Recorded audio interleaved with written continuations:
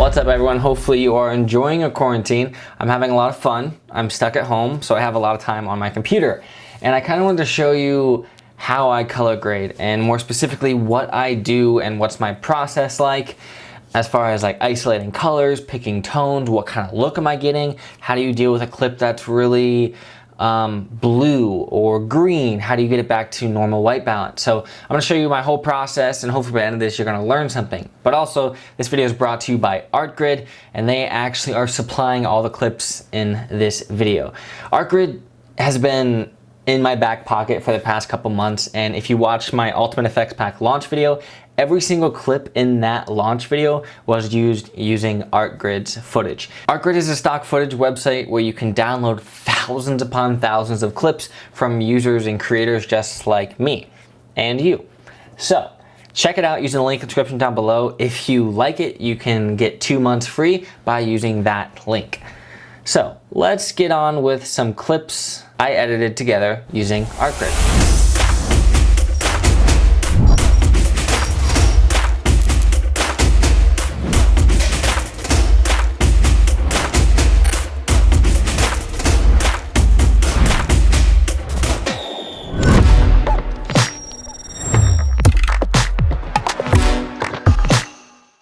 Alright, so before we start editing, we actually have to find some clips to color grade. Now remember, if you click the link in the description down below, you'll actually get 2 months free when you sign up using the link.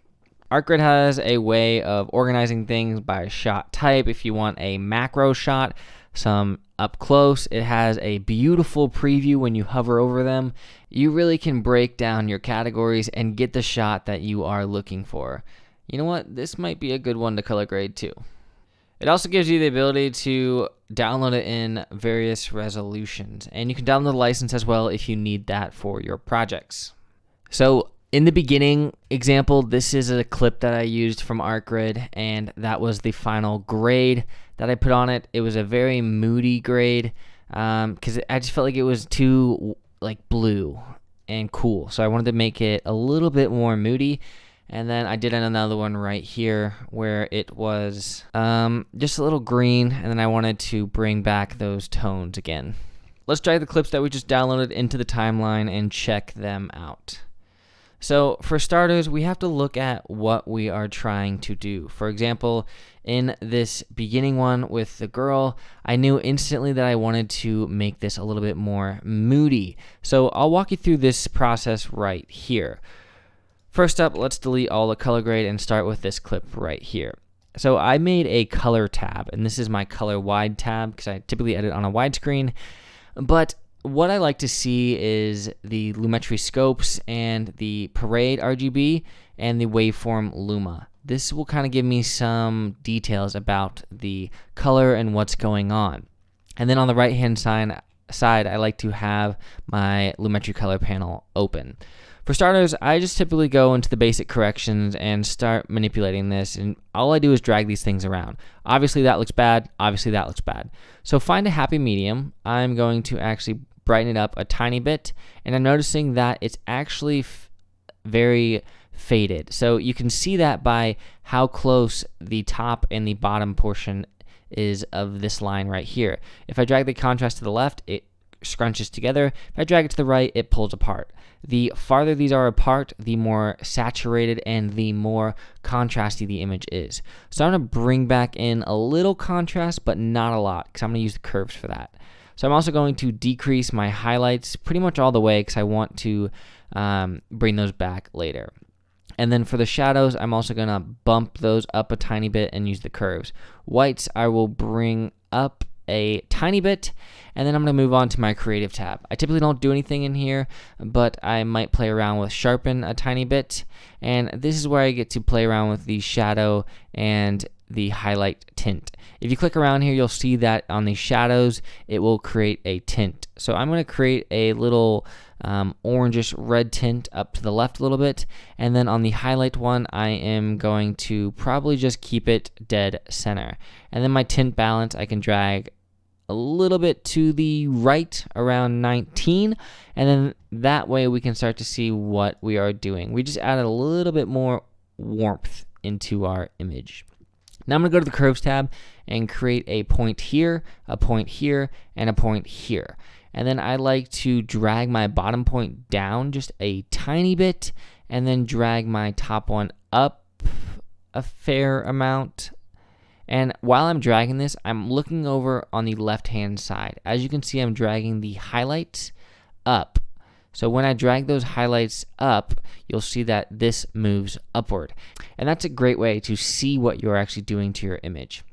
Now, this is where the fun happens. I'll always play around with the hue saturation curves because these are such a powerful tool. The hue versus saturation will actually change the saturation of a color in your scene. So for example, if I select this eyedropper here and pick the blue in the sky, I can see that it's right there. So if I click that middle point and drag it down, you'll see that my sky becomes faded. So I actually like that. I'm going to fade it down to that bottom line, and I'm going to drag these to the right and left a little bit to grab a little bit more of the image, and then I am going to be good there. Hue versus hue changes the hue of a selected color, and hue versus luma changes the brightness of a selected color. So I might try to pick her face and click right here and notice that it's right there, and drag that up a tiny bit to increase the brightness of her face. Now, luma versus saturation changes the saturation of a given brightness. So I typically like to make a point here and a point here and drag the ends down. It desaturates your highlights and your shadows. I don't typically play around with saturation versus saturation. If anything, I'll drag it down a tiny bit. Now, you can see right away if I deselect my Lumetri color, we're already getting a faded look. But now I need to bring back that warmth and the saturation in her face. So this is where I'll play around with the color wheels, and then I will probably decrease the shadows a little bit, bring up my midtones, and bring up those highlights. And I typically don't mess around with the colors too much here. If you really are getting artistic, you can play around with these, but I don't mess around with them too much. If anything, I'll bring the shadows to blue a tiny bit, and then the highlights to maybe a little yellow this time. And then let's go to Hsl Secondary.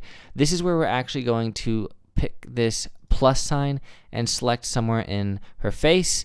And then I'm going to select this box right here that will isolate what we have selected. So now we know that her face is right here. Let's start to drag the hue so we can capture more of an area. So I'm going to drag it out till I start to get some of the edges in, just like that. And then I'm going to click this bottom line and drag that out a little bit more as well. And then play around with the saturation and the lightness sliders till I start to get her face coming in. Now I'm going to deselect that button right there, and this is where I'm going to bring back the temperature. So I'm going to bring back in the warmth. As you can see, whenever I bring back that warmth, her face is lighting up and nothing else is really being affected. So I'm going to go for a soft warm right there and leave everything else fine. I'm going to increase the sharpen a little bit and maybe a little bit more contrast. But overall, that is pretty much my grade this time. Now the fun thing is every time I do this, it's going to be completely different. So if I deselect this grade, you can see the before and you can see the after. I actually really like this grade. It is a very subtle grade. It desaturates, but it also brings back that warmth that we were missing. It's like we switched roles. Like we desaturated the sky and brought up the warmth in her face. So let's do another one right here. This one will be really quick. I'm really just going to go through basic corrections. I typically like to increase the exposure a little bit, maybe a little bit more contrast this time. Decrease those highlights, increase the shadow a tiny bit, and I'll move on to the creative tab, add some sharpen, and then this time I'm not going to do anything with the tint. I'm going to go to curves and create my 3 points right here. Drag this bottom line down. That'll create some more contrast. And then I'm going to play around with the hue versus saturation and drag that down to this first line right here. This drags down all the saturation for every color. Now I can also go in here and select like the sky color and drag that down.